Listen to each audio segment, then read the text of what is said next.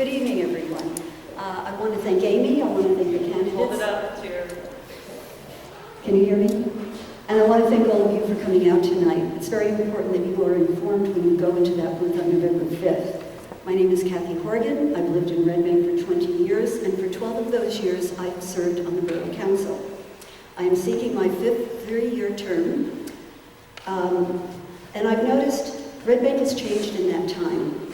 The council has changed, and I've adapted to each situation. I'm proud of my accomplishments over the last 12 years, and I'd like to tell you about a few of them. The Red Leveling Board, we have rent control here in Red Bank. This board focuses on stable housing in Red Bank that allows us to meet the needs of the elderly, disabled, and other vulnerable populations. We were able to succeed in keeping the tenants of Colony House in their home when an unscrupulous developer from North Jersey tried to convert the apartments into condos without first registering with the state of the borough, as he was supposed to do. The Red Bank Borough Education Foundation. Another accomplishment at the beginning of my service was my involvement in resurrecting the Red Bank Borough Education Foundation and serving as its first president, and I currently sit on its executive board. The foundation awards grants to the teachers of the primary and middle schools to provide additional financial support to enhance the educational experience of all students. These grants have been especially useful as the schools continue to be underfunded by the state. I am committed to ensuring that every child has the opportunity to receive the best education that they can. The Eisner Memorial Library. In the middle years of my tenure on council, I was appointed council liaison to the Eisner Memorial Library. At that time, the library was on the brink of bankruptcy and closure. The morale of the staff was exceedingly low. Money was scarce. The library was open on limited days and hours, attempting to function and meet the needs of the residents. Communication was poor to non-existent between the board, the director, and the staff. I was involved in turning that situation around. We appointed a new board of directors and a new director. Staff morale increased exponentially. New ideas brought in new ways to manage the daily operations of the library. Today, the library is open 6 days a week, including 3 nights, and is a vibrant example of how our borough meets the needs of seniors, students, those with limited access to computer technology, and the internet, and much more. The Management Enhancement Study. Past paradigms for running Borough Hall needed to be addressed, and some practices were not sustainable. 2 years ago, we took the gutsy step to commission the Management Enhancement Study, knowing full well that we would open ourselves to scathing criticism. 2 more sentences. But we are transparent, and reforming our government is more important than doing business as usual. We hired a new business administrator, a new CFO, and changed the way the borough does business. The common thread in these examples is that they serve all types of residents in our borough. I am proud of all these accomplishments and intend to keep focusing on meeting the needs of our community in long-lasting ways. Okay.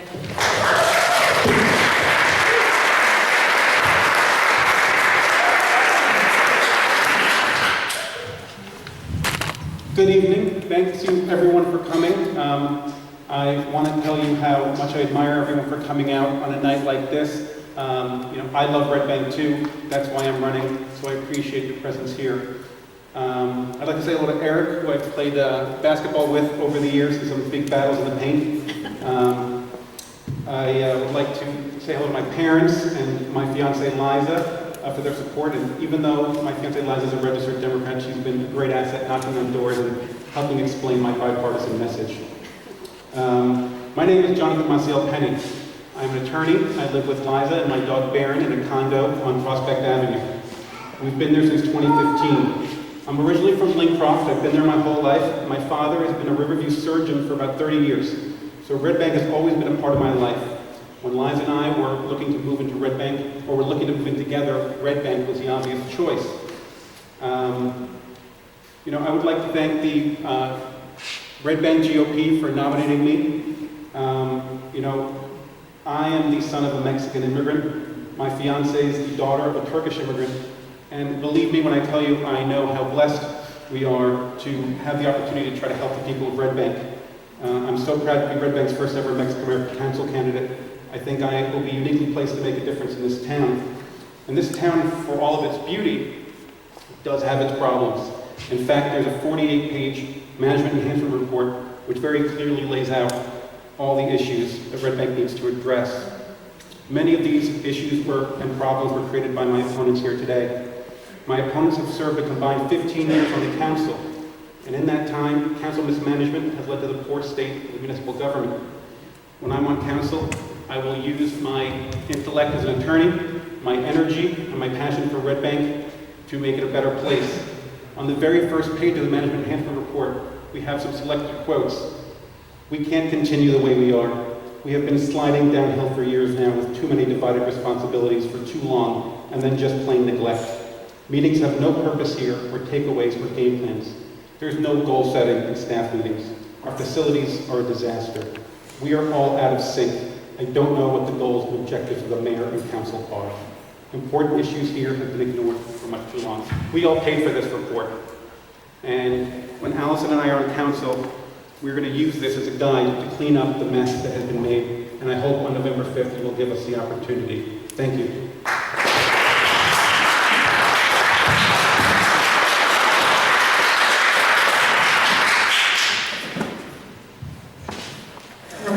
Don't want to trip. Good evening, everyone. Thank you for coming out to the 23rd Annual Red Bank Candidates Night. Thank you to Amy and the Westside Community Group for hosting, and for all of you to come out and hear what we have to say tonight. Who am I? I am a mom of 2 daughters. I am a wife of over 10 years, and I am a homeowner. Congratulations to the newest Red Bank homeowner, Eric Gingstrom. I am also a real estate agent, now for over 12 years. I am Red Bank's top real estate agent. As such, I am in Borough Hall often. I am working with the municipal employees all the time, and I am in the homes of residents daily. Employee morale is terrible. Many borough employees have grown to trust me, to confide in me, and many have shared that they have given hope on Red Bank. They have expressed a toxic work environment. They have lost faith and trust in our elected officials. This was highlighted in the management enhancement report and is even worse today. The culture in place is unhealthy. People are scared to do their jobs. They feel their jobs are at risk. Partisan politics is a disease that has infected Red Bank's human infrastructure. So what is special about me then? I am ranked number 2 in my company. So what, right? My company is a unique company that has an incredibly healthy culture, one which I've helped build over my 12 years. We are ranked top places to work in New Jersey, and at the core of my company's culture is to put our clients first, to do what is right, and what is good, and what is honest. It's an environment where colleagues can trust each other and work with each other, not against one another. This ultimately leads to prosperity, efficiency, success, and a positive experience. That's what I come from. That is one of the most important things I will bring to Red Bank. Longtime employees won't be fired hours before reaching tenure on New Year's Eve, so a friend of the party can replace her. The town won't hold off on projects until late September and October for political gain. We are told we have to choose between Democrats and Republicans. I am here to say in the coming weeks, we have to choose not between Democrat and Republican, but for a free-thinking, independent person who will side with Red Bank over a political party. Vote this year for the person, not the party. Do we want to continue going down the path with those who have misused their powers and lost the people's trust? Or are we going to choose a higher road of honesty, integrity, and a healthy, positive direction? Taxes, safety, affordability, and more are important issues to me and ones that will be discussed tonight. But at the core of all of this is a deeper choice. Do a handful of the elite continue with their control, or do we balance and give back the voice to the people? I believe in Red Bank, I believe in my community, and I believe there is a better path ahead.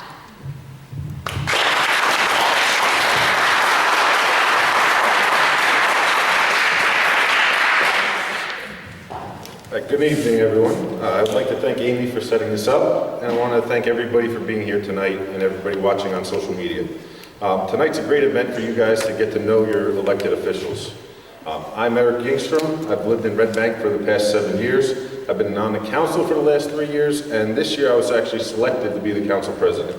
I currently am the chair of the Parks and Rec Committee, the Parking Committee, the liaison to the Shade Tree Committee, and the liaison to the Navesink River Municipalities Committee. As some background, I grew up in Freehold Township, graduated from Monmouth University, and went to Duquesne University in Pittsburgh for law school. I'm currently a partner in the Lemire Law Firm where I represent injured workers and hope to try to get them back on their feet. I also volunteer coach for the Phoenix program where I work with kids with special needs towards the Special Olympics every year. Over my last 3 years on council, I've worked hard. I've been dedicated to the Red Bank. This is a position more than a title for me. I enjoy doing the work, attending all the committee meetings, connecting with the committees and the stakeholders in town, and working on projects that will benefit Red Bank. As Parks and Rec Chair, I've worked and led toward the effort of bringing everyone together on a cohesive and agreed upon Bellhaven Nature Preserve, which is now under construction. The last Bellhaven was scrapped. We went back to the drawing board. I worked with numerous public stakeholders, held public meetings, and brought in every one of their inputs. Ultimately, it turned out everybody was on board for our new vision, and now we're underway and construction has started. Additionally, I did this with Marine Park. We worked with all the stakeholders, held public meetings, had input from everyone, including all of our committees and all the residents. And I want to see that project through as well. So I'm seeking re-election to continue to move the park system forward. Also, I'm looking back to 2016. I campaigned on reforming our borough processes and procedures, conducting a parking study, and tackling development issues. In my 3 years, we have performed a very critical review, which my opponents have pointed out. We knew we were going to take criticism about it, but we needed to do it, and we did. The Management Enhancement Report is something, it's a living document that we need to continue to implement and move forward. We've hired a new business administrator, hired a new CFO, performed a parking study, which we talked about in 2016 as well. And finally, we created the Red Bank Redevelopment Agency in order to put that development issues in the hands of our residents. Take it out of politics, and now it's with them. So I hope I have your vote on November 5th, and I hope you give me the privilege of continuing to serve you and working hard to see these projects through.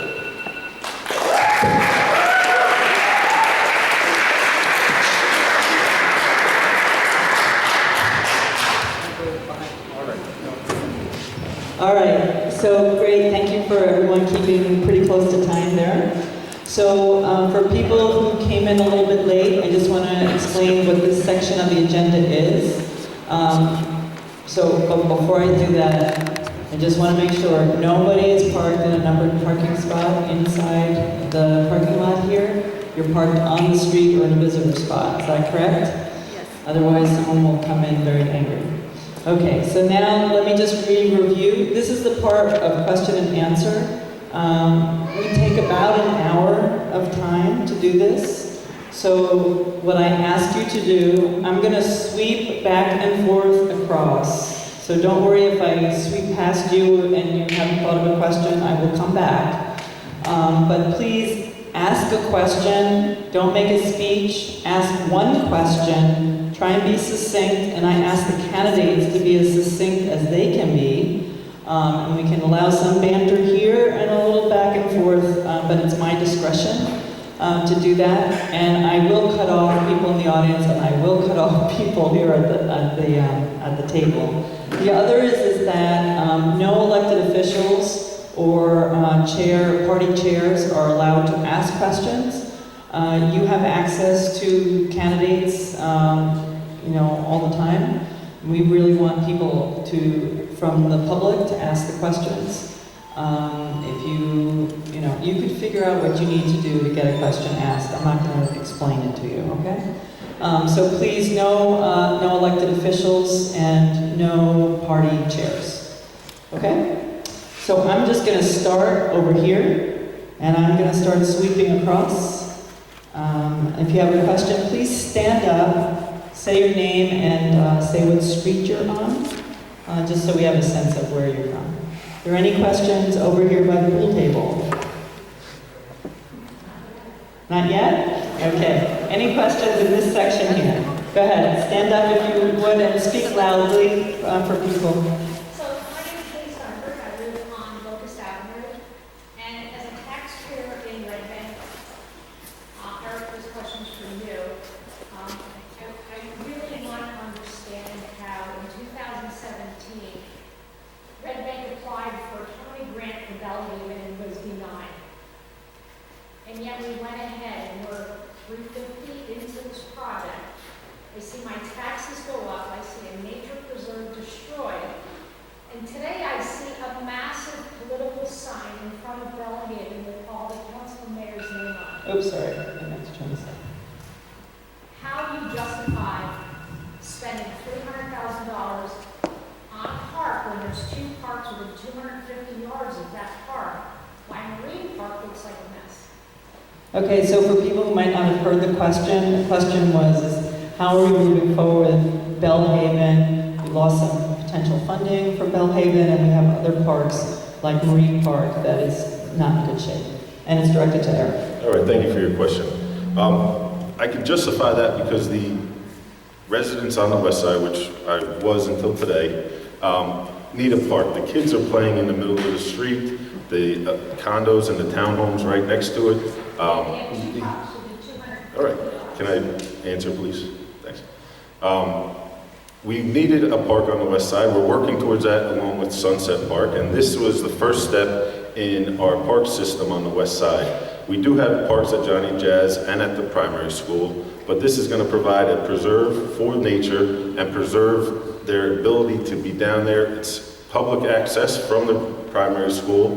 The principal from the primary school noted that it was a 2-minute walk across the primary access road to get there. There's going to be an educational signage there for all the birds that we have down there, the bald eagle foraging, and finally, about the spending of the money, we cut back. This was originally a $500,000 project where we had $250,000 from the county.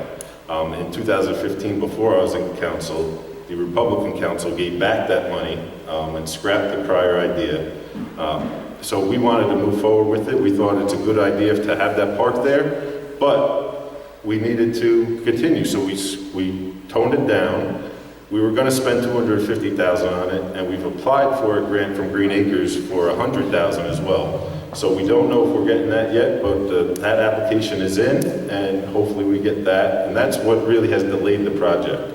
We had to go through extra steps in applying to the state for Green Acres funding for this $100,000. Otherwise, the project probably would have been completed by the end of the summer. Okay, we have two other candidates. Sorry. When it comes to Bellhaven Nature Preserve, or the lack thereof, I think that the fact that we've had to go back to square one on a project like this is a perfect example of the way that the council is mismanaging your money. We're talking about hundreds of thousands of dollars to stop and start, to get consultants, to restart. You know, I went down there for a campaign video, and you know, I love my dog more than anything in the world, and I would never let him walk in there. It's tick infested. There's nothing there now other than poor paths. You know, and if your goal was preservation or your goal was conservation, that park's not a good idea. It's a flood zone. It's on the river. It's going to create more interaction with people and animals. I mean, there's a reason that Seven Presidents Park closes their beaches and their dunes during breeding seasons. And these are all things that if you are a person who cares about green things, is not a good idea. But we do need more West Side space. There isn't enough place for kids to play. I'm lucky enough to live by East Side Park, but we need a park like that so that kids can go kick the ball around or throw the ball around. So again, we have tokenism for during election time coming up with a new plan from square one. So if that's a waste of money, We have bad conservation schemes, and I can't support something like that. So one last comment, and I want to move on to the next question. So in 2016, you campaigned that you wanted to have a safe place for kids to play. But now in 2019, we still don't have a safe place for kids to play. Okay. Sorry. It's a- Why don't you sit right there? That's a good idea. That's good. Okay. We're being creative here. Thank you. So any other questions here? So I'm going to take here and I'm just going to queue up some people. So is there anybody else in this group here, other than you, who wants to ask a question?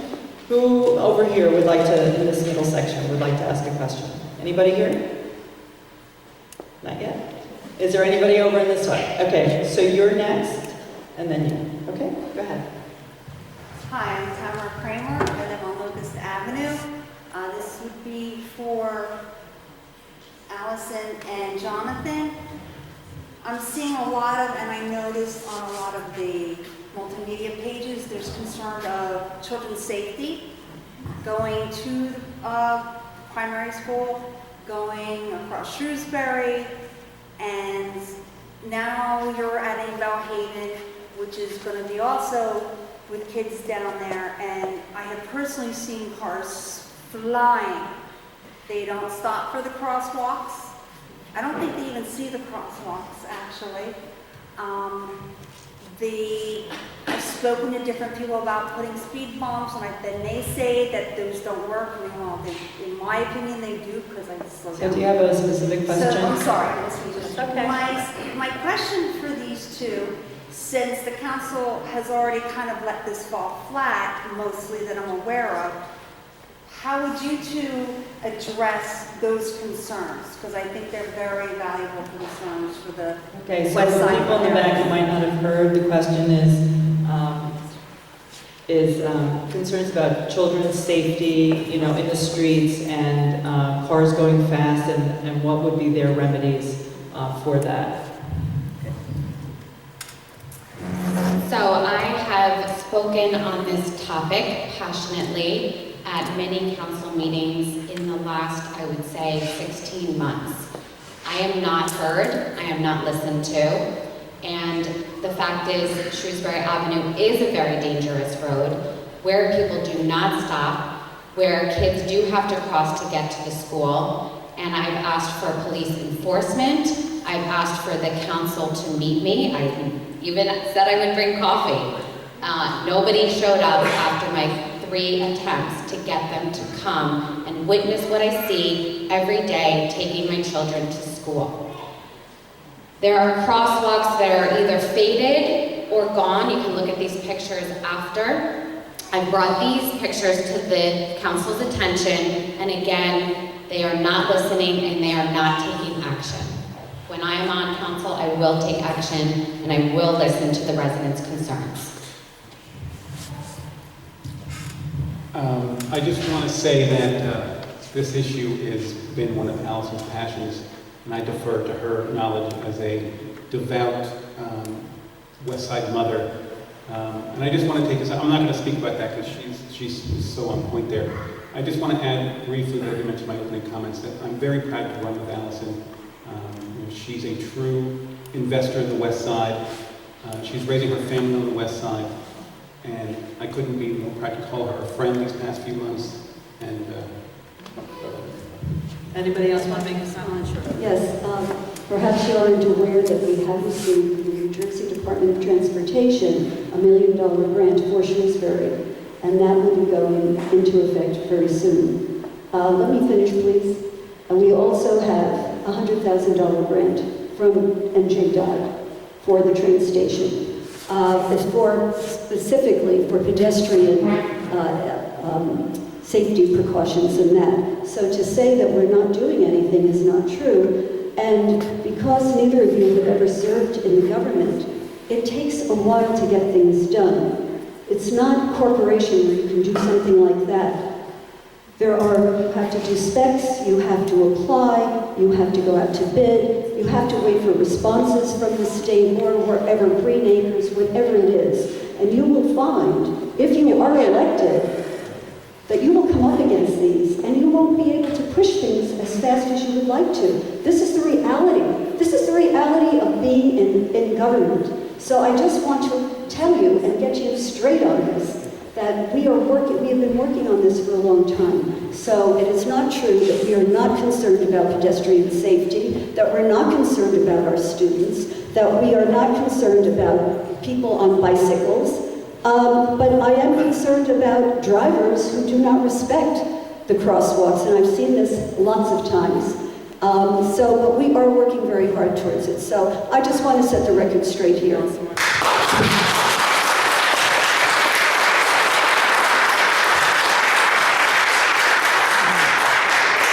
a couple things, you don't need approvals or permits to come and meet me and see what I witness every day. Also, our public utility department can fix these crosswalks that are faded or gone. And I know that just because the other day, Bank Street all of a sudden appears to have lines across it for driveways. And they also painted the crosswalks by the primary school in time for school, which was amazing, and then they decided to rip up the road. And then for 3 weeks we didn't have crosswalks. So I know that the town can do it on a dime, because they did it on Bank Street, and they did it at the primary school, and a number of other locations right before school started. And we also had a project where the road was ripped up on the first day of school, and I have pictures of these poor kids trying to cross, and bulldozers are about to run them over on their first day of school. They're walking to school with the sidewalks ripped up. Better planning, I think. I don't think bulldozers. Just very briefly, Councilwoman, I'm sorry. I think that I think you were a little defensive there, and I don't know why you had to explain to us what things can't get done, or why things take slow. We're going to get things done. You had your shot, you've been on the council 12 years. You have a poor track record. We have the paperwork to prove it, that we all chipped in on that report to prove how bad you were at your job. So you don't need to be defensive and tell us what we can't do. That's not what politics is about. I'm not telling you what I can't do. I'm telling you the system and the process. The system is broken because you broke the system, because you've been entrenched for so long. I'm gonna move on. Just hold on in the back. Go ahead, you're next. Oh, hi. My name is Tim Ziebel. I live on East Bergen Place. I've been a resident for about 30 years. And I've really appreciated living in town. I think it's a great town. I really have a question for each candidate. And part of the question is really how much have you studied the management report? And my question is, from the management report, what issue do each of you think is the most important issue from that report? And to fix whatever that is, could you give us a sense of how much that will cost to fix that particular problem? So he asked the question of what's the priority item in the management report that was issued, and what would they do to fix it? And he's asking that question of each candidate. Well, the truth of the matter is it's everything. Everything needs to be addressed. But for me, I would like to see the charter study done. I think that we have a broken system of politics. And I just want to give a quick anecdote on my door knocking. I was door knocking on Washington Street the other day, and I decided I was feeling good. So I thought I would knock on someone's door that already had an Engstrom organ sign on it. Meet my neighbor, it was around the corner from my house.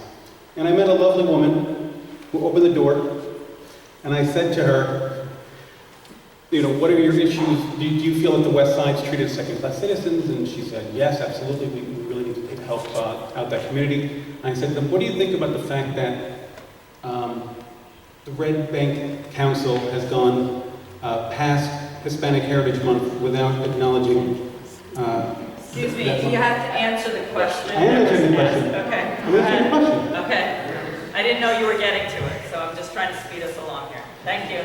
And the woman, I asked her, what do you think with the council not acknowledging Hispanic Heritage Month? She said to me, let me guess, the council's all Republican.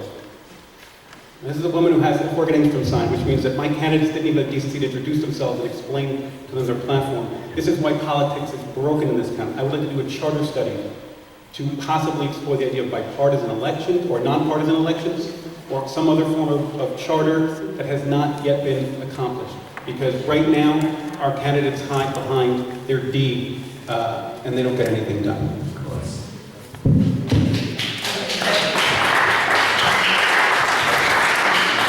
So I would say that it's important to contract the water and sewer operations and maintenance. We also are in temporary trailers since 2012. The DPW, it's not fair that they have to operate out of temporary trailers for that long.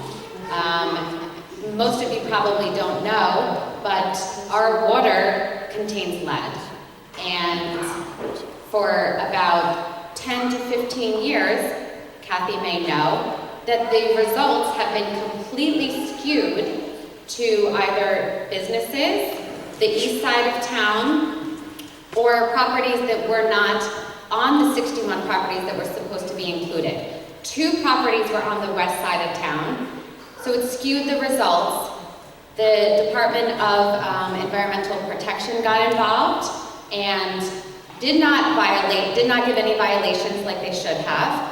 And they just gave pointers so that Red Bank can now do the correct job this past year in doing all of Red Bank and not businesses, not attorney law firms, but the right addresses that you're supposed to check for lead levels.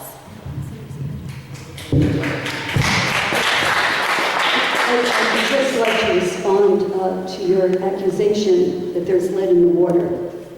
We really don't want to poison everyone. Our water is tested multiple times daily. You're talking about soil in the community garden. No, I'm not. I'm talking about the 61 properties that give the results to the DEP and they're returned back. And Red Bank was found to have been testing the wrong addresses. They've been testing businesses. It was found out. They had a meeting with the DEP. And the DEP came to Red Bank, to the water utility station, to explain that you have to do all of Red Bank and only single-family homes. They were doing buildings, they were doing professional offices. But we do test our water daily, and there are Okay, no... but they're in temporary trailers for Well, how that long I have now? to agree And we with you. need to sell the water utility so that Red Bank isn't. Okay, can I answer the question? I have to agree with you about our facilities, and that's a big thing that was mentioned in the management enhancement report. We do need to combine Borough Hall, the senior center, DPW should be out of those trailers. We need to be in a better space where we, as well as the police department, and we do need to be in one place, and we're working on that, working to find a way to find land, first of all. Red Bank is very small, but that is something that is one of the most important things in the enhancement study. With regard to your question, I think the major thing is regarding development. And we've already implemented the redevelopment agency. Before we implemented that, development seemed to be on a political whim. While I was running in 2016, there was specific spot zoning for some preferred developers that was shot down at the zoning board, and then the following week was taken before council and named an area in need of rehabilitation, and now we have a new development up on West Front Street. The redevelopment agency takes this out of any political party. This is the residents deciding what should be in our town, what developments should come about, what we should look into, and really decide on what the future of Red Bank development is going to be. And that's why we wanted to take it out of the council's position and put it into the agency of the residents. Okay, so was there a question in the back? There was someone else before you, Mr. Brookwood. Was there someone, there you are. I was wondering where you went. All right, Mr. Boku, you're after. Okay, go ahead. My name is Anthony J. Pablo Jr., fourth generation resident in Red Bank. So here's my question to everyone and my concern and issue, because I've lived here so long, is that why haven't we built up this town so much with all these apartment buildings, where our standard of living now has gone down the tubes, where I can't even get around Red Bank to go a quarter of a mile where it takes me 10 or 15 minutes. Why are we allowing that much building in this town? That's what I was saying. So, you want to start? Yeah, why not? You don't have to go down the road, you could do that. So the question was, why are we building so many multi-unit apartment dwellings and bringing down the town? That's the question. Our Go ahead. standard of living for residents who've lived here for a very long time. Okay. That's a great question. Go ahead. And while Red Bank will always be a business hub, we do have to look out for the residents first. When I'm on council, there will be a decision flow chart that'll start, is this good for residents? Yes, no. And that's how everything will begin. You know, we really do have to start wondering whether or not we are reaching the limit of what we can provide quality for our residents. You know, our schools are obviously always going to be our number one priority, the pride and joy of any community. And we have to wonder, can we sustain our schools even? You know, we have a referendum because the actual physical construct of the schools are not doing so well. So we bring up more units, more infrastructure, more people. We need to take a deep breath when it comes to development. When I'm on council, I will certainly make sure of that and make sure that we are not overstretched or overspent in providing for the residents that we have in town. That is a great question, and unfortunately, we have not been on council for a combined 15 years to let these projects go through. I am not in agreement with the V&A building. We're talking about over 200, close to 240 units. Absolutely agree that that is crazy. We cannot handle the infrastructure to continue going down the route that you're saying we've already gone down. So when we're on council, we will check that. Smart development, for instance, the Anderson building. I think that's a great project. I think the utilized space of a warehouse that was abandoned was great. The office is up top, but I would have to say that I am in agreement it's gone too far, and it's going down that with already the projects in the pipeline that have been approved.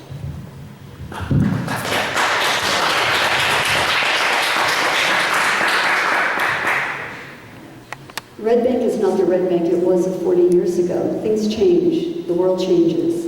And there is a demand for housing here. Red Bank has become a marketing center, a destination center, a place where people want to come and to live. We are close to transportation. We have buses, we have the train, the ferry in Middletown. We have there are three different ferry sites there, so people can commute. So this is an attraction. We have theaters. 40 years ago, you didn't have the Count Basie Theater, or now it's called the Center for the Arts, the Two River Theater. People want to come here. By developing, we also stabilize taxes by increasing ratables. So the world has changed, and Red Bank is moving along with it. I'd like to just echo my colleagues' sentiments about that Red Bank is moving forward. However, a lot of those projects that you're discussing are outside the purview of council. They're either the planning board or the zoning board that approve those. The only one is the V&A site that we've worked on in the past 3 years. So the V&A site is important because we're adding additional affordable housing to meet our requirements under the Fair Share Housing Act. We're adding 32 on-site affordable housing spaces. And that's important for all residents. Every resident should have the ability to live where they need to. And it shouldn't just be down by the river is the unaffordable, unobtainable property unless you're super rich. This is for us to incorporate our affordable housing into the river area, and we're very proud of moving that project forward. Mr. Poku and then you, okay? Go ahead. Ask a question, please. Question for all the candidates. What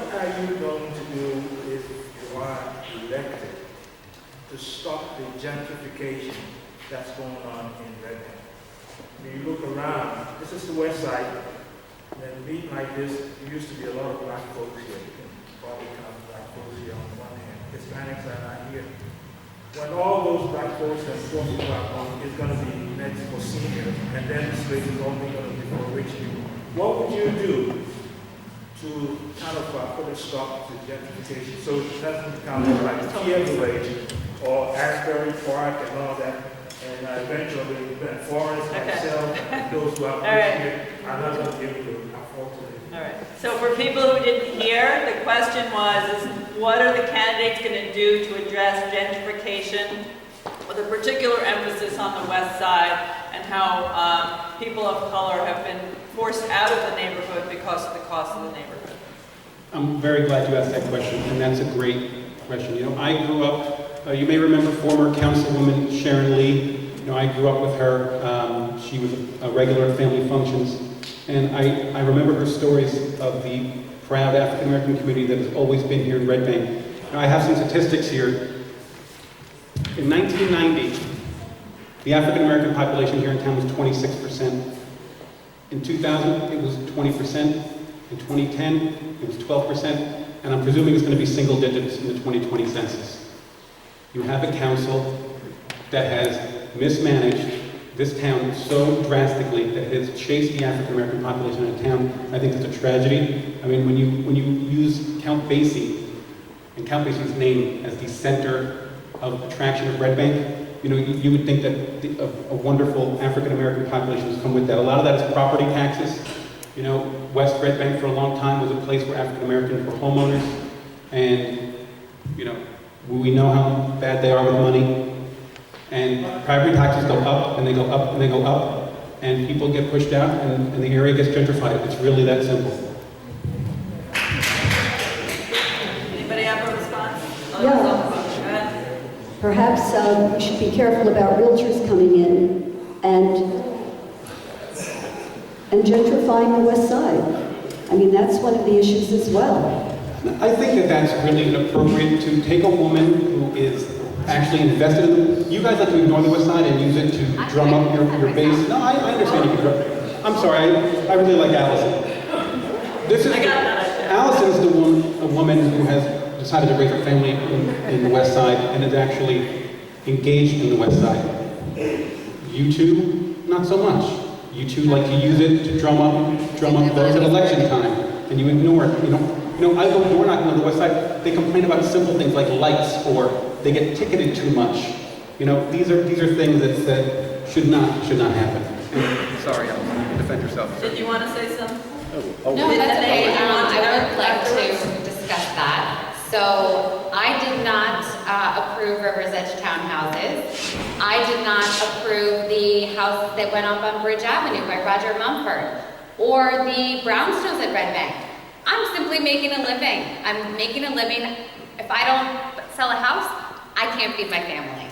So I'm selling the homes that are approved to be built by the council, by the zoning, by the planning. Again, that's my career. So you can't attack my career when you've approved these buildings to go up. I bought a bank-owned property that I've been fixing up, and my husband and I are proud to say we put a library box on the corner of our property, a community garden. We hosted our second annual Bank Street Block Party, and I am happy to live on the west side with a very diverse community and walk around with my children, but I have to make a living. I have to feed my children.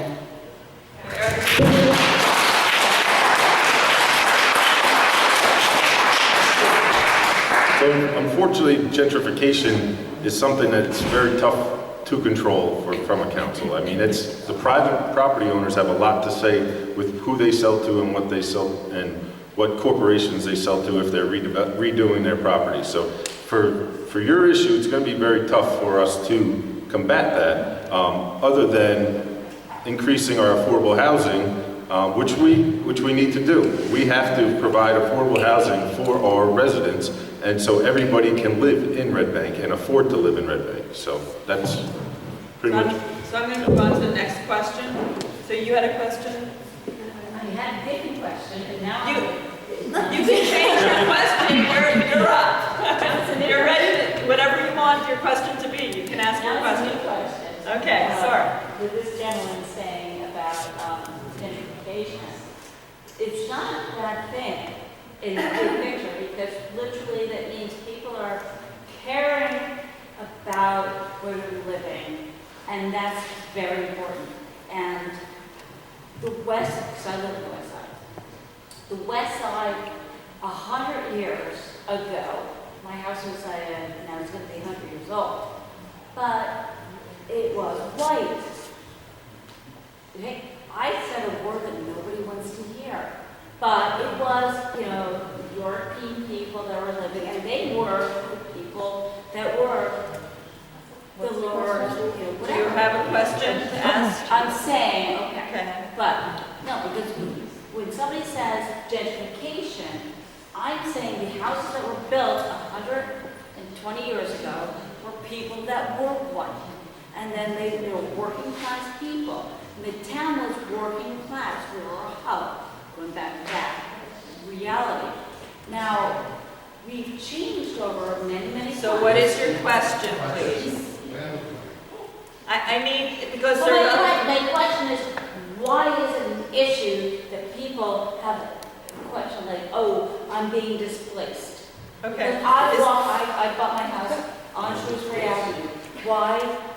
Why is it an issue for people? So maybe that question is more appropriate to have with people who have concerns about it, because it's not actually a question as appropriate for the council right now. So I think your point is a good point, but maybe there's a larger community conversation to have about that. Obviously, that's part of it. I'm not sure that you have a question for the candidates, so that's why I'm saying that, okay? Thank you. Okay. All right. No, you can't ask a second question. You have to wait till I get through the whole crowd first. You have to wait. I'm sorry. Are there any other questions over here? And then I'm going to sweep back, okay? Go ahead. Richard Stout, I live on Madison Avenue, and my question is directed towards the candidates who have been on the board the longest, and I believe that leaves you out. So this question is directed towards Kathy. During the last 12 years of your tenure, what have you done to your role as far as getting grants, getting us grants? Prior to the Red Bank's prior to Red Bank hiring an outside independent grant writer, what happened before that? You've been here the longest, so you know. How did you participate in that? Did everybody hear the question? Because I know it's a little hard in the back. They heard it. Go ahead. It was usually our borough engineer who would look into grants for certain things. I didn't have a part in that. Our professionals, we leave that kind of thing to professionals to do. So our borough engineers would look for money for certain projects. In fact, that's how we first got the grant from the county for Bellhaven. That was rejected by the Republicans and sent back, unfortunately. And when we applied again, the county wasn't too happy about it, so they put us at the end of the line for applying for money. But that's the grant process. That's really what was going on. So did the borough administrator have anything to do with that, or is this solely up to the council members as far as coordinating this? Well, it wasn't up to the council members, it's up to the professionals. And, I don't think our business administrator, the former one, was involved with it. It was, as I said, our borough engineers who did this. Okay, I'm going to move on because I think she... Can I comment? Yes, you may comment. So you were on your video bragging that you secured $1 million grant for Shrewsbury Avenue. And until that grant actually takes effect and the work is done, our children and our families on Shrewsbury Avenue are walking in darkness. There are over 30 streetlights out on Shrewsbury Avenue, and I campaigned on this last year. They've been out for years, and they're still out. So it's a shame that until the grant actually comes through, that we can't have safe streets. But we have replaced some of them. Some of them are county. Some of them, it's the county's responsibility. Some of them are the municipal body's responsibility. And they have been, because I remember you coming into a council meeting and our business administrator told you exactly the amount of We can light take a bulbs. tour. We can take a tour together, and I'll Sure. show you how many.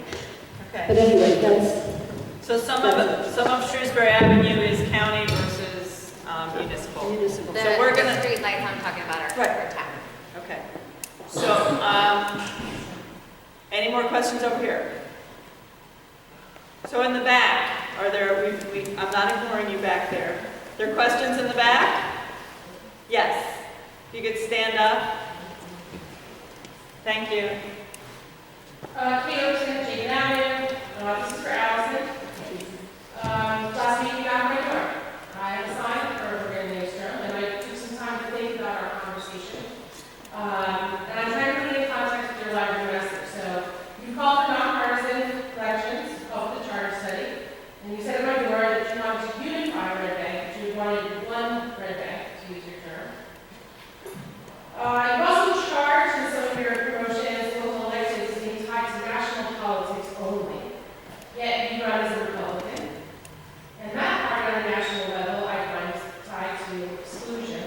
Your local chair has been on record with discriminatory language. So my question is, if these are not your values, why are you running as a Republican and not an independent?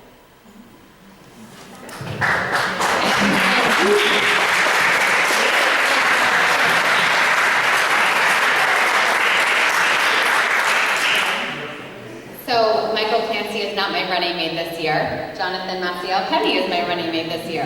So there you go. And I don't know what ads you're speaking of. You could come to me afterwards and show me specifics. So I can't comment if I don't know what you're talking about. But in order to run in Red Bank and actually potentially win the nomination of the next council seat, you need to be affiliated with a party.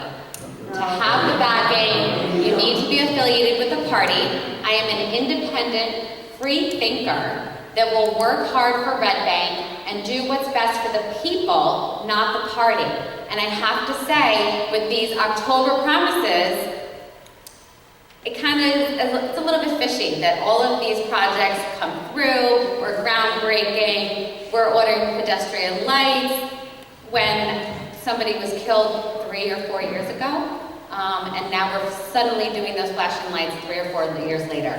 So I don't think it's about the party as much as it is what is the person going to do for Red Bank to make it the best possible place to live, work, and raise a family.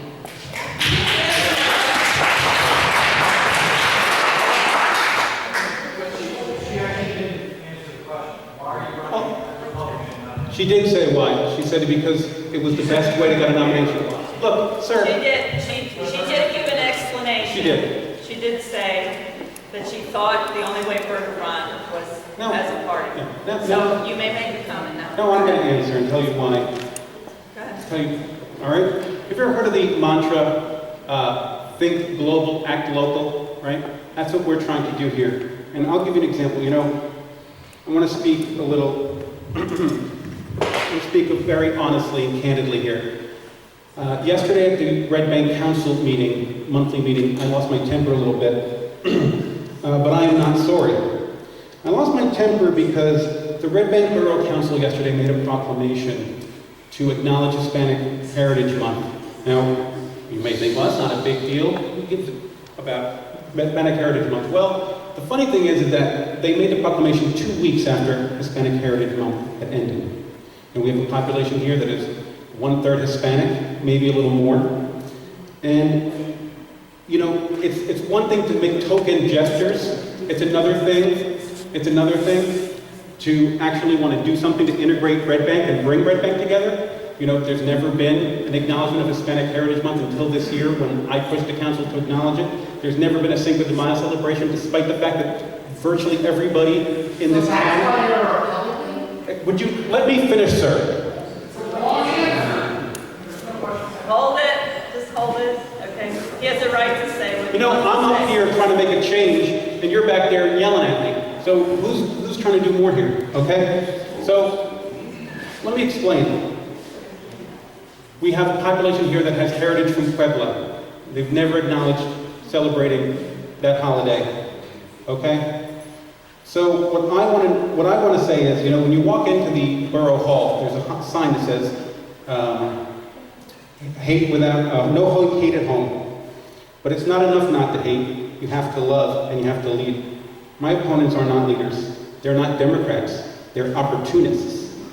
Democrats would be bringing people together. They wouldn't be chasing the African American population out of town. They wouldn't be ignoring the Mexican American population, except for token gestures.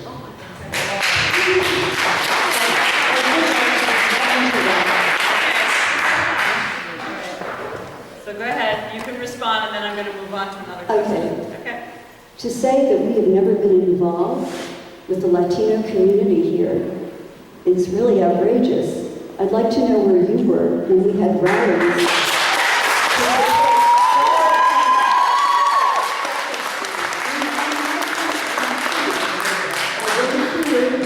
Please show a little respect. Where were you when we had I'll tell you where I was. No. I'll tell you where I was. Just hold on, you have to sit, sir. Listen, You need to sit. I don't know how he's going to work on the council. Okay, just wait. Well, we know you can't work on the council. The manager. Sir, you need to wait. You will have an opportunity. I'm not going to prevent you from speaking. You just need to let her finish, and then you can speak, okay? We're going to have time now. And where were you when we had rallies to support immigration, when we were against what was happening at the border? When the council passed a resolution, an all-inclusive resolution, the council chambers was standing room only with Latino students, parents, teachers, and at that time there were 3 Republicans on the council and 3 Democrats. We voted for it, the Democrats voted for it, the Republicans against it. So where were they? How were they supporting the Latino community? And I've never seen you at any event. Have you gone to the primary school when they have Cinco de Mayo? Do you? Have you ever been there? I mean, we do things here. So let me get this straight. You're accusing me of not caring about Hispanic heritage. I'm not saying that, I don't know if you care. I'll tell you where I was. I'll tell you where I was. Just hold on now, you can speak. Just hold on. I was filling out DACA forms for people. That's where I was. Where? I've actually done it as an attorney. Okay. So that's where, okay. Just everybody take a deep breath. All right? All right. So I'm still in the back. Are there any other questions in the back? I'm going to come up here and I'm going to come across. Okay? You have to wait until everyone. I know you seem very impatient. You'll have to wait. You'll just have to hold on to it. Okay? Is there a question here in this group? Yes. And then we'll come to you. Okay? Steve Hecht. I live on Branch Avenue. Mr. Penny, I do a lot of stuff in town and go to a lot of meetings. Where have you been? Okay, that's the question. Where have you been in the 4 years, whatever, that you're living in Red Bank? I haven't seen you. Okay. I read your Q&A on John Ward's, and what I saw you said about public service was that you were counsel to the Young Democrats. Young Republicans. But where have you been with respect to public service, and as Ms. Horgan was asking you, with respect to participation in our little world here? Right. Where have you been? Okay, Steve, go ahead. Well, I'm running now, and I'm trying to make a difference. Where have you been, sir? You've already asked the question, so let him answer the question, please. I would like to make a difference in this town. This is my chance. Have I been as active as I could have been? No, I'm a young man trying to make my way in the legal profession, and now I'm putting my reputation on the line. I'm coming here and I'm facing these questions. If you'd like to come over for a beer or some coffee, we can certainly do that, and I'd be happy to talk to you about whatever you want, and we can work together. That's what I'm about. Okay. You've asked a question, Mr. Koku, you have to wait. Are there any questions in this middle section here? Okay, then you're the next question. Go ahead. Thank you. Jay Harvard's Great Avenue. Question for Allison and Jonathan. Should you win, you'll still be in the minority. You'll still be for Democrats to Republicans. How are you going to get consensus and collaboration? All I've heard tonight is accusations, what we will do, but it still takes a majority. So how exactly? So before you speak, just because I'm not sure everybody heard. The question is, even if they both get elected, they'll be in the minority, and how will they be able to get consensus and move things along? Go ahead. Yes, obviously we will be a minority, and obviously it will be very difficult to get things done. But as you can see, Alice and I are very tenacious, and at the very minimum, what we can do is we can create an opposing voice. You know, I don't care what party you're in, any kind of uniform control is not good, because it creates a lack of transparency, it creates a lack of debate. And as you can see here, we certainly are not shy about debate. And that is one thing I can do. You know, the last time the council had a little balance, there was a lot more discussion in the public forum about development projects. Now you don't hear about them until after they're done, or you hear about election time. So I think that's what we can provide.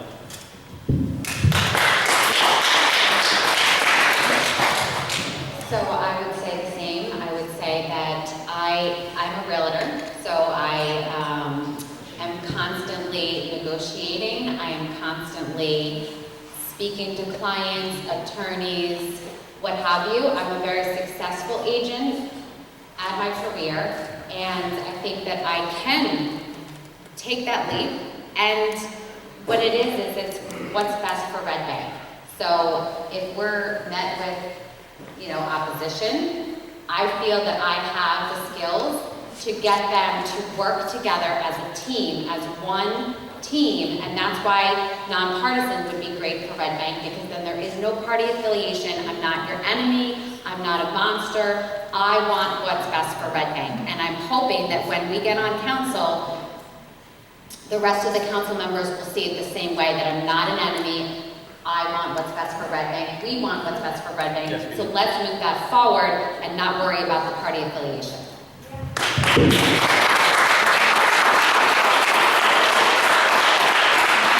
just doing a time check for people. We have about 15 more minutes in this section. So if you have a question and you haven't asked one yet, please, don't hold back, all right? So you're next, and then is there someone else in this? There's another question here, and there's a question here. So those are the three, and then the fourth is over there, okay? We're still asking only questions for people who haven't asked questions yet. So you're number one, number two, Nancy's three, and you're four. Okay, go ahead. Number one, Steve. Bruce Whitaker, Prospect Avenue. A large percent of our tax base is with nonprofits, and they continue to expand, especially Hackensack. Do you think we should have some rules about how much property Hackensack can buy up?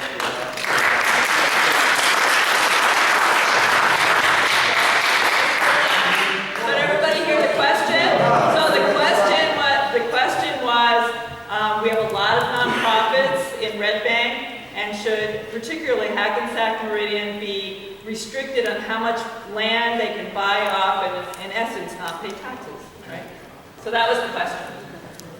Anyone can answer the question. Yeah, we do have a lot of nonprofits, and we know that, and we're trying to deal with that. But for a private landowner not to be able to sell to a corporation is something that we can't step in on as a council. The private landowners have the ability to sell to whoever they want.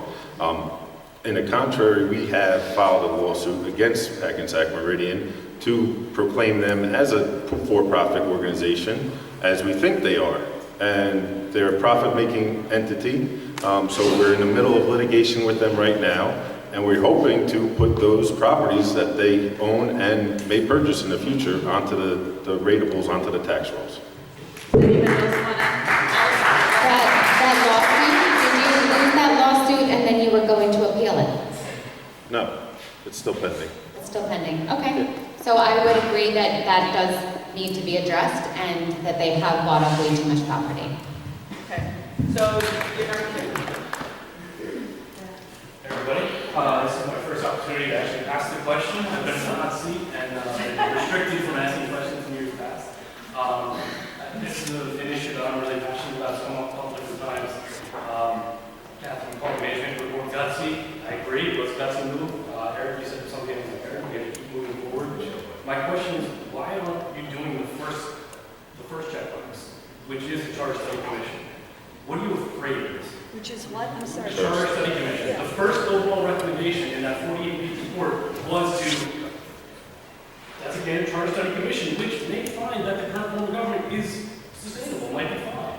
So what are you actually afraid of? And you guys have all the power, you have no opposition.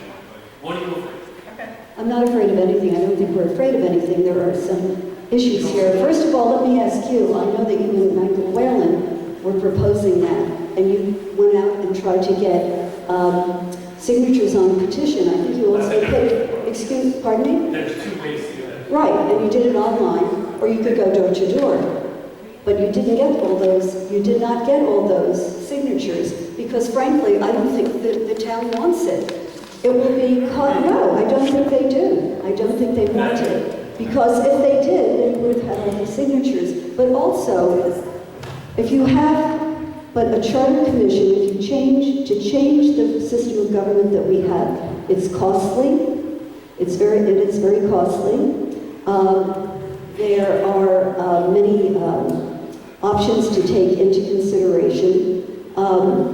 If you have a nonpartisan government, we know that for instance, in Long Branch, they paid, I don't know how much money in order to, they were running as nonpartisan. They put a couple $100,000 into their election. And many times, when you are a nonpartisan municipality, the people, if you're saying you're not allied to a party, you still have to have the support of someone. And it's not going to change whether you're a Republican or a Democrat. There's still going to be, the money will be there to help get you elected. Can I respectfully disagree with that? You can Because disagree. the Charter Study Commission doesn't mean you have to enact the changes. It means it gives the council the option to review it, make a decision, maybe based on finances, maybe based on the other people that might create. You can also put campaign finance laws in effect. And at the end of the day, someone like me, I didn't get a lot of party money. I got friends and family money. I got donations from people who supported me locally, not because I was affiliated with the party. Because I wasn't affiliated with the party. So I think part of the question is, why did you not advance sort of the investigation? Is that Just take that right? first step. So All I have to do is approve the commission and then let them. All right, I'm gonna do time on you, but I think what he's really asking is why didn't you take the step to explore the options? And were you afraid to explore the options? That's really, I think, where we're starting from here. So if you could both answer that question, because it's really directed at you, and then I'm gonna move on, because we're getting to run out of time, okay? We're not afraid of the charter study or the study to look at our borough management and our borough form of government. However, that is a costly study. That's something that we haven't decided on if we're going to do it or not. We're still doing other things in that management enhancement review that needs to get done first before we take any extra money and put it towards some study or commission that may or may not say that it's fruitful. So I think that there's other priorities before we get to that. This would cost about $30,000 to $35,000 of taxpayer money to do a study on something that we may or may not need. Okay, I'm going to move on, because I think he gave you your answer. You may not be satisfied with the answer, but he did give you an answer, okay? I have 20 seconds? You can have 20 seconds, but I am running out of time, so be succinct. The reason that, first of all, you've never been afraid of costly studies in the past. I mean, that's basically your guys' MO. But I think that we could bring Red Bank together by moving towards a new form of government or nonpartisan form of government. And the only reason you don't like it is because you hide behind your D, and then you actually have to be evaluated on the quality of your counseling, which is not very good. Okay, so I'm going to move on. You're going to pass? No, Mr. Poku, you're not ready yet. And you've asked the question. There was somebody over here. Yes. Go ahead. We're still taking first questions. We may not get to second questions. My name is John Clancy. I live on Leonard Street. and I've been within a block of county-owned Shrewsbury Avenue since 1982. So it's a little thing we quasi have in common. Now, I'll make the question short. Since you share my concern with that road, county road, can you give me 2 things you would do that would cost the borough money or try to get money out of the county, good luck, to improve that road, new traffic light, whatever? 2 specific things. So I did ask for police enforcement, and that is something that could be provided by the town if they have the support to do that. And I think we could use crossing guards on that street. We have crossing guards on Layton, we have crossing guards by Oakland, we have crossing guards on Maple. There's a lot of other broad, and I'll keep going down. So why do we not have as many crossing guards on the west side that we do on the east side?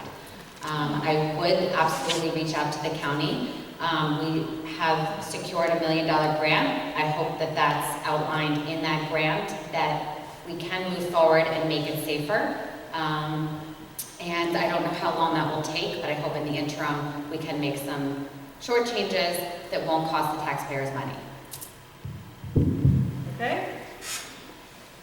Any other questions over there? People who have not asked a question. Any people in the middle? You have to wait, Mr. Brogan. Anybody in the middle?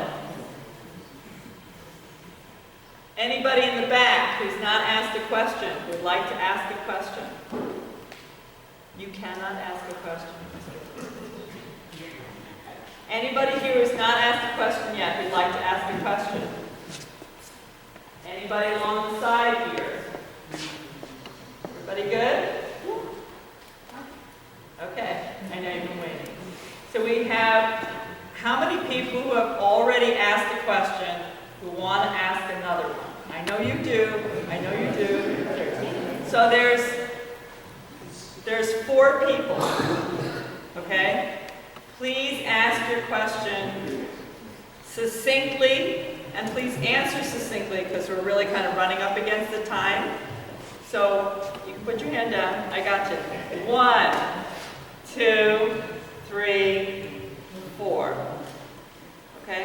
And I hope that in asking your question, you might add a new point or a new issue, just, so we have the depth and breadth of the questioning. Okay? So go ahead. Go ahead. Sure. Tamara Kramer, Locust Avenue. Just so you know, nationally, I'm a Democrat. Locally, I look at it totally different because I don't like any board of anything being one party. There is transparency issues. That's not a speech part. Okay. To Eric, I have a question. Now, I'm not sure if I'm correct, but is it affordable housing percent based on how many housings there are or go up? So to have that additional affordable housing that you're saying, oh look, we get 35 or 37, that means there's going to be quite a larger percent that are going to weigh way out of anybody's in here's price bracket. All right, that's what happens with the gentrification, because you put up luxury buildings that are $1 million plus condos, and then it trickles down. Okay, we'll give you a couple little apartments, affordable, and then what happens to the other places? Their prices rise because you can't afford $1 million house, so you go to the other part of the town if you want to be in it, which is Red Bank, you wouldn't, that you would want to be, and since it's lower, you buy it. So how does this affordable housing such a fabulous deal when you're putting up all the other percents of extremely expensive housing that's affecting our infrastructure, because now you're adding more kids in school, traffic on the roads, parking. Okay. So how do you justify all those additional developments? So did everybody hear it? Okay, we're good? So, Eric? All right, so for that, it's not additional developments, it's one development that we've talked about at council and we've had say on. The VNA, well, one thing, the developer has to do all the infrastructure improvements, the road, the pipes, everything that... This is long term. Yeah. This is a long term thing. Yeah. We're not paying for the schools for the kids that go there for the next 18 years or whatever. I know. So the V&A site is going to have 32 affordable units. The other units are the only way that a developer can come in and provide that for us. And we needed, in order to get our fair share housing litigation and meet our requirements, we needed this building as part of that development for fair share housing. Well, we would have been short. Fair share housing wanted more affordable housing in town. You already put up another developments that were substantially more that you now No, the percentage. The percentage, we were low. We were below the percentage that fair share housing required as it was. And this was part of the deal with fair share housing to have this development come through and come to fruition. And it increases the total number of affordable housing units in our town. It's not necessarily a percentage, but it's a number that we have to meet in order to be in compliance with fair share housing from the state. You just said we were under fair share housing, so We're under the percentage and they wanted more affordable units. So you had to put up 200 apartments to... We needed 32, we needed 32 Can you units. explain? Why couldn't you do 50? All right, hold on. No developer can afford 50-50. The way that the developers can come in and provide these are by having 210 units. Developers then, is what it seems. We needed to expand our affordable housing, and this was the route that we had to go in order to get it done. So if you want to talk a little bit more detail, I know that housing stuff is a little complicated. You know, it's ratios and obligations from the state. So why don't you talk a little bit afterwards, because it is a little complicated. And sometimes you're forced into these things that you don't always want. All right, you're next, Mr. Pokoon, right? And then you, and then you. Okay. My question is tailored to the two attorneys candidates. Okay. What is your understanding of the protection of a curtilage? CURTILAGE? I'm sorry. They don't know what you're saying. What is your understanding of the protection of a curtilage? Do you know what it means? No. Okay. No. They don't know what it means. Yes. What is that? Curtilage is the area surrounding a private property. That's a sanctuary. A man's house is his castle. The whole common law, all right? So with the advancement of technology, okay, you can tie a cell phone to a stick and do surveillance and all that stuff. What is your viewpoint on a borough official using a drone to enter the sanctity of the curtilage? Can you speak about That's very extremely illegal.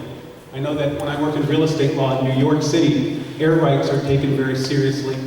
I don't know New Jersey's law offhand on that kind of thing, but I can't imagine that kind of...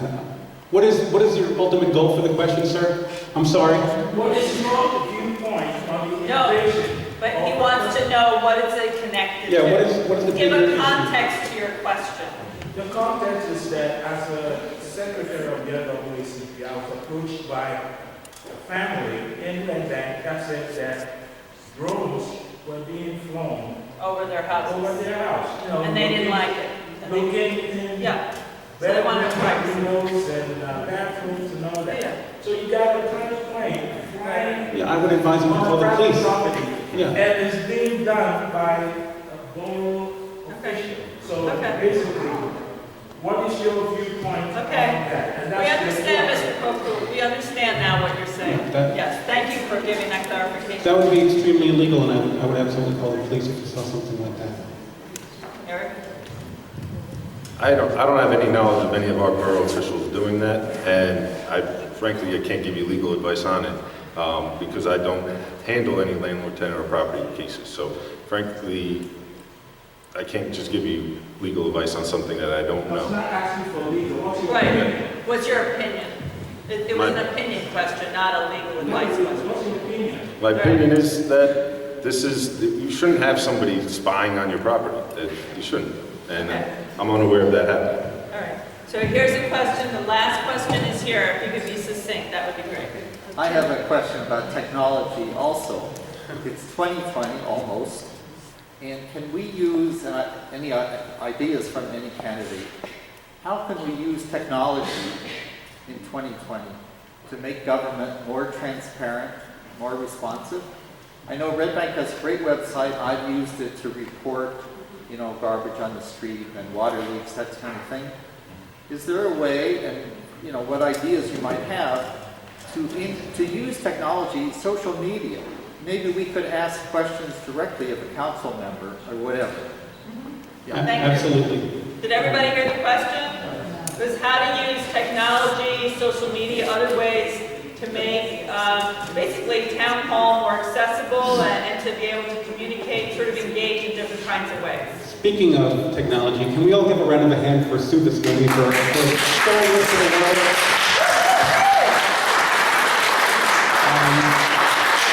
Why the council doesn't webcast this themselves is beyond me. I think that you would want, talk about transparency, but what could be more transparent than webcasting council meetings, making them more accessible. I was at council meeting yesterday.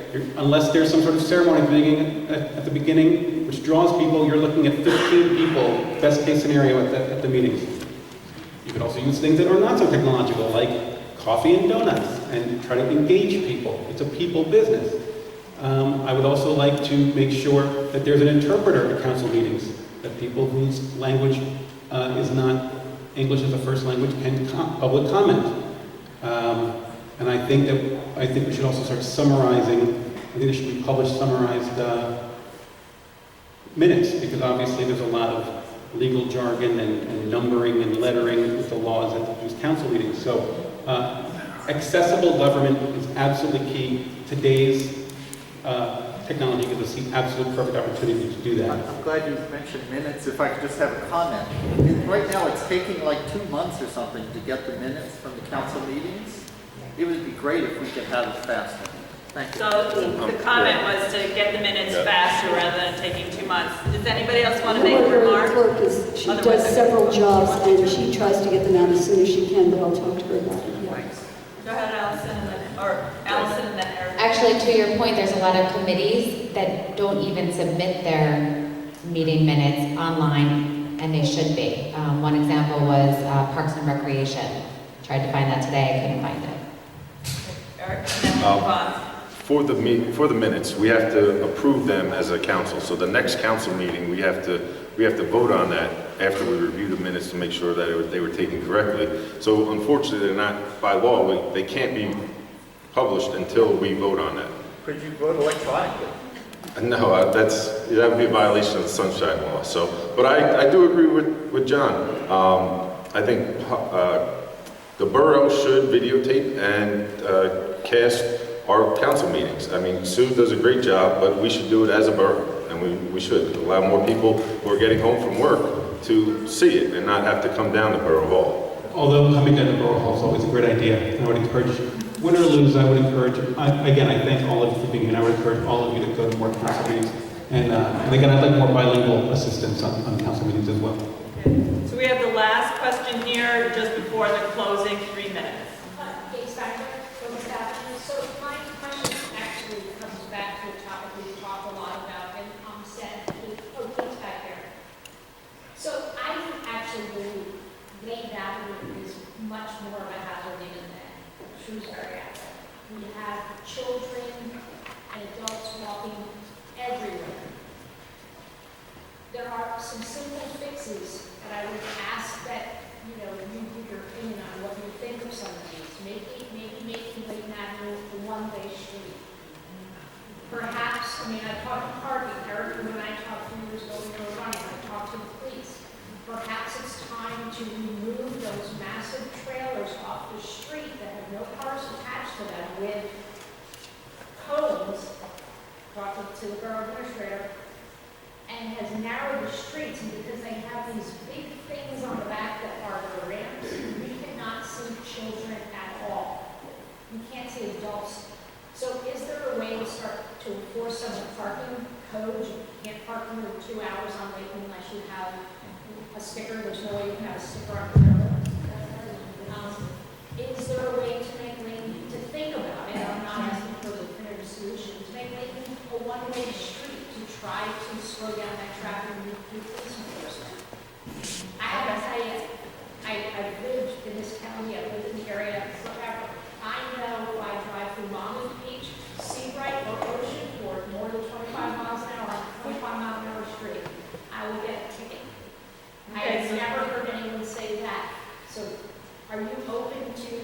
starting to think about implementing, especially the low-hanging fruit that will cost nothing? So for people who might not have been able to hear, the question is can there be some, whether it's parking enforcement, speed enforcement, other kinds of maybe even one-way on Layton Avenue, which she feels is maybe even more dangerous than Shrewsbury Avenue. She'd like a response from people here.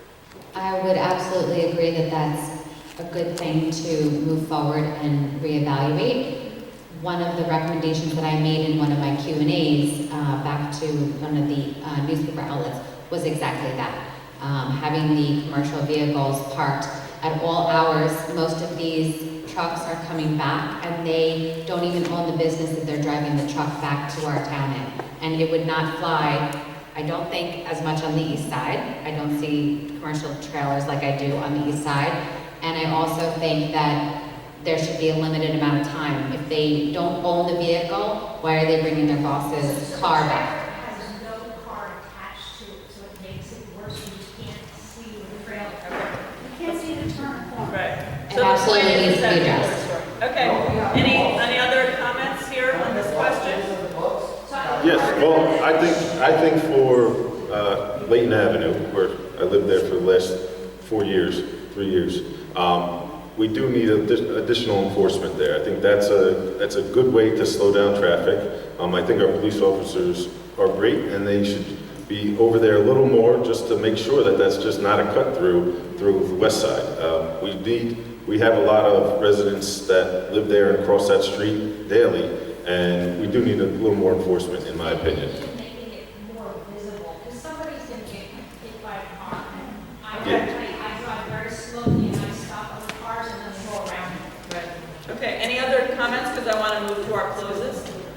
All right. You'll have a few moments as we're, at the end. If you want to go up and ask individual questions, please don't hesitate to do that. That's what the candidates are here to be accessible to you here, but they'll also probably be knocking on your doors. So who's number one in the closing? You are? Go ahead. Thank you very much for all your hard work. Thank you. Tonight. Thank you, everyone, for coming. Thank you, councilman, for coming. It was a pleasure getting to debate policy. First and foremost, I would like to thank God for allowing me to have the good fortune of this unique and challenging opportunity. Sorry, I'm a rookie at this. It's okay. It's fine. You're doing well. I would also again like to thank my fiancée Liza for her resolute support in this endeavor. I know that as a strong-willed Democrat that you are, you were initially skeptical, but your support has been a true pillar of strength and an asset for me. I would also like to thank Allison Gregory for being an excellent running mate. Her energy is infectious. She has a wonderful family, and I'm proud to have gotten to know her so well. And lastly, I'd like to thank all the people I've spoken with while door knocking. I've learned more about Red Bank in my community than I could have ever hoped. It's been an absolute pleasure meeting everyone.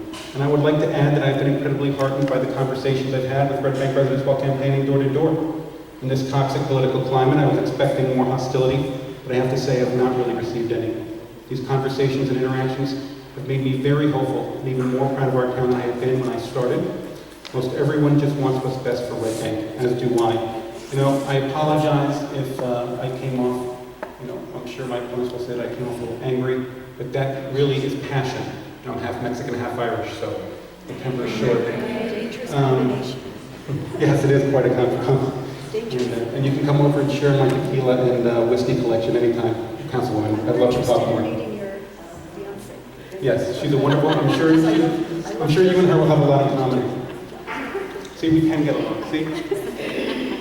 And I'm sure Liza will, honestly, I swear to God, I think Liza will probably be a Democratic councilwoman candidate someday. I really do believe that. So I would just like to close with, again, just thanking everyone. There's a borough management enhancement report. There's a lot of problems, and I'm willing to get dirty, get in there, roll up my sleeves and work. You can go with the same old. What do they say? The definition of insanity is doing the same thing over and over again, expecting different results.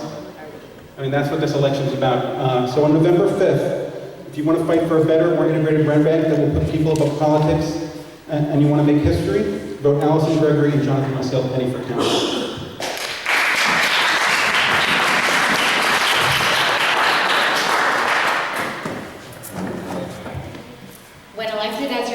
councilwoman, I will lead, listen, and take action.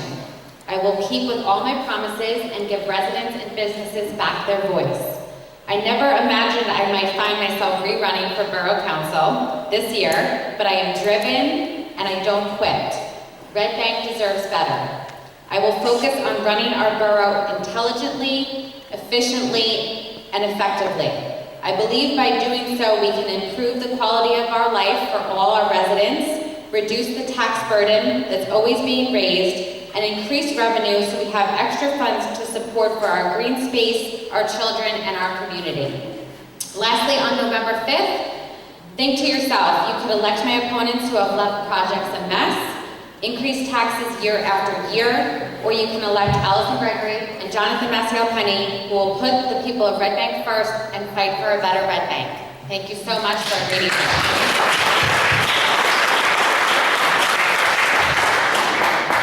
I just want to thank everybody for coming out tonight. These past 3 years have been wonderful. They've been great. I love serving the public. I love serving all the residents and businesses of this town. I think my track record speaks for itself. Since I've been in office, we've got a lot done on the Parks and Rec and the parking. Everything that we've said in our 2016 campaign, we've worked on and we've moved forward. The Management Enhancement Review is something that we're very proud of, and we want to move forward and make our borough a better place and a borough hall, a better facility for our residents and for the businesses in the community. We have a lot of work to do. We have a lot of projects in the works, and I want to see them through. I want to work hard, get down and dirty with getting things done, moving projects to the completion. And I really just hope that you give me the chance to serve you again for another 3 years on November 5th, and I want to thank everybody. Thanks.